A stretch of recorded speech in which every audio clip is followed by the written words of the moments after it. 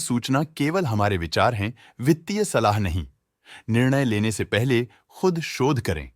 किसी भी लाभ या हानि के लिए हम उत्तरदायी नहीं हैं।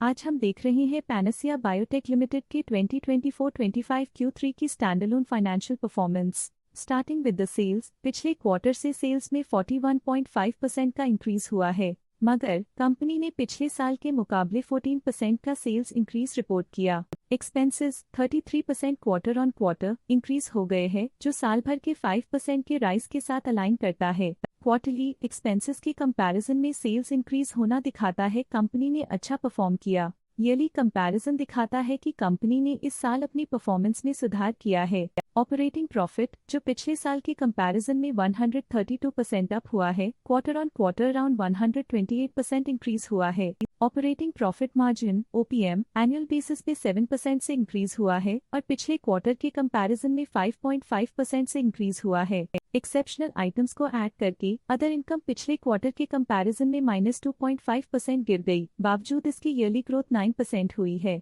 इंटरेस्ट एक्सपेंसेस पिछले क्वार्टर से 2.5% अप हुआ, लेकिन ईयर ओवर ईयर इंक्रीज 13% हुआ है। डिप्रिशिएशन कॉस्ट में 2.5% का क्लाइम देखने को मिला और ईयरली बेसिस पे 0% का इंक्रीज देखा गया। प्रॉफिट बिफोर टैक्स एनुअली लगभग 8 गुना बढ़ा, लेकिन प्रीसीडिंग क्वार्टर से लगभग 6 गुना बढ़ा है। इस साल कंपनी ने 60% टैक्स पे किया और क्वार्टरली कंपनी ने 0% टैक्स पे किया है। नेट प्रॉफिट ने ईयर ऑन ईयर पिछले साल के मुकाबले काफी ज्यादा वृद्धि दिखाई, जो कंपनी के लिए बेहतरीन परफॉर्मेंस रही। लेकिन लास्ट क्वार्टर से लगभग 6 गुना का इंक्रीज हुआ है। इस क्वार्टर में कंपनी का परफॉर्मेंस काफी अच्छा रहा। वहीं अगर एनुअल एनालिसिस की बात करें तो इस साल कंपनी का परफॉर्मेंस काफी अच्छा था। अर्निंग्स पर शेयर EPS में साल भर में पिछले साल के मुकाबले काफी ज्यादा ग्रोथ देखी, जो कंपनी की स्टेलर परफॉर्मेंस को दिखाता है। साथ ही EPS ने क्वार्टरली पिछले क्वार्टर के मुकाबले काफी ज्यादा ग्रोथ देखी, जो कंपनी की शानदार परफॉर्मेंस को दिखाता है। इस क्वार्टर में कंपनी का EPS काफी अच्छा रहा। पैनासिया बायोटेक लिमिटेड के फाइनेंशियल स्नैपशॉट को रिव्यू करते हुए कुछ मुख्य ट्रेंड्स सामने आए हैं, जो कंपनी की परफॉर्मेंस पे रोशनी डालते हैं। दिसंबर 2021 से दिसंबर 2024 तक पैनासिया बायोटेक लिमिटेड की फाइनेंशियल जर्नी में सबसे पहले बात करते हैं सेल्स की। इस साल -9% की कमी के बावजूद पिछले 4 सालों में सेल्स में 17.5% की वृद्धि हुई है। अब बात करते हैं एक्सपेंसेस की। इस साल एक्सपेंसेस में 0% की बढ़ोतरी हुई है, लेकिन पिछले 4 सालों में एक्सपेंसेस में -4.5% की गिरावट भी हुई है। इस साल हालांकि एक्सपेंसेस सेल्स से थोड़ा ज्यादा बढ़े हैं, मगर ग्रोथ रेट्स का करीब होना स्टेडी ऑपरेशनल कॉस्ट को दर्शाता है। इस साल ऑपरेटिंग प्रॉफिट -120% कम हुआ, लेकिन पिछले 4 सालों में 92.5% का इजाफा हुआ है। नेट प्रॉफिट का सफर ऊपर की ओर चल पड़ा है। इस साल 71.5% की चढ़ाई के साथ पिछले 4 सालों में 95% की शानदार वृद्धि हुई है। एक अस्थायी गिरावट के बाद लगातार दूसरे साल नेट प्रॉफिट में वृद्धि हुई है, जो फाइनेंशियल लैंडस्केप में साइक्लिकल रिकवरी को दर्शाता है। इस साल EPS ने ऊंचाइयों को छुआ है 72% की वृद्धि के साथ,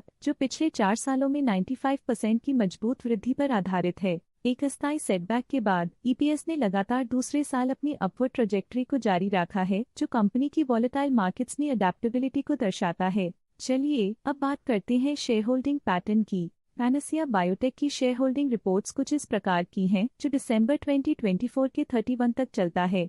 ये रिपोर्ट कंपनी के शेयर्स की डिटेल्ड जानकारी देता है, जिसमें promoters, promoter groups, foreign investors, public investors और सरकारी एंटिटीज शामिल हैं। प्रमोटर्स शेयर होल्डिंग 2024 के सितंबर में 72.87% से 2024 के दिसंबर में 72.49% तक डिक्रीज हो गया। ये डिक्रीज दिखाता है कि इस टाइम पीरियड में कंपनी पे प्रमोटर्स का कंट्रोल कमजोर हुआ है। पब्लिक द्वारा हेल्ड शेयर्स का परसेंटेज 25.6% से इंक्रीज होकर 2024 के दिसंबर में 25.96% तक का इंक्रीज से देखा गया। ये चेंजेस स्टेट है कि पब्लिक की इन्वेस्टमेंट कंपनी में क्वार्टर टू क्वार्टर इंक्रीज हुई है। जब कंपनी के शेयर्स का अधिकतम हिस्सा प्रमोटर्स, FII, DII या गवर्नमेंट के पास होता है, तब ये माना जाता है कि कंपनी मजबूत हाथों में है, जो स्थिरता और मजबूत समर्थन को दर्शाता है और इस मार्केट की स्थिरता बनी रहती है। DII डोमेस्टिक इंस्टीट्यूशनल इन्वेस्टर्स ने अपना शेयर होल्डिंग सितंबर 2024 में 1.16% से दिसंबर 2024 में 1.17% तक इंक्रीज किया। ये बताता है कि डोमेस्टिक इंस्टीट्यूशंस ने कंपनी में अपना इंटरेस्ट 0.01% तक इंक्रीज किया है। FII फॉरेन इंस्टीट्यूशनल इन्वेस्टर्स ने अपना शेयर होल्डिंग सितंबर 2024 में 0.37% से दिसंबर 2024 में 0.38% तक इंक्रीज किया। ये बताता है कि फॉरेन इंस्टीट्यूशंस ने कंपनी में अपना इंटरेस्ट 0.01% तक इंक्रीज किया है। ये था कंपनी का करंट शेयर होल्डिंग पैटर्न। इस सेगमेंट में हम आपको ले चलते हैं इस क्वार्टर के कुछ विशेष प्रमोटर डील्स की ओर। 2 जनवरी 2025 को संदीप जैन ने 5000 शेयर्स पोर्टफोलियो से हटा दिए 409.07 रुपीस पर यूनिट के हिसाब से, जिसका टोटल था 20.5 लाख।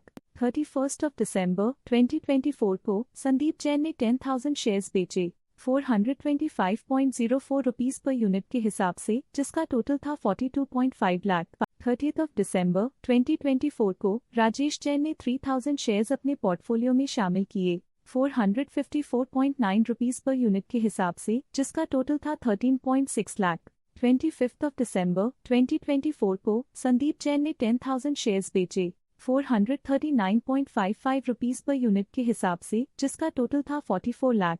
25 दिसंबर 2024 को संदीप जैन ने 5000 शेयर्स एग्जिट कर लिए 426.23 रुपीस पर यूनिट के हिसाब से, जिसका टोटल था 21.3 लाख। 24 दिसंबर 2024 को संदीप जैन ने 5,700 शेयर्स बेचे 455.32 रुपीस पर यूनिट के हिसाब से, जिसका टोटल था 26 लाख। 24 दिसंबर 2024 को संदीप जैन ने 5000 शेयर्स बेचे 450.89 रुपीस पर यूनिट के हिसाब से, जिसका टोटल था 22.5 लाख। तो ये थी इस क्वार्टर की कुछ सर्वाधिक चर्चित प्रमोटर डील्स, जो दिखाती है बाजार के नए रुझान। आज के लिए फाइनेंशियल सेक्टर में इतना ही। देखने के लिए धन्यवाद। स्टॉक लेटेस्ट न्यूज अपडेट के लिए चैनल को सब्सक्राइब करें और वीडियो को लाइक एंड शेयर करें।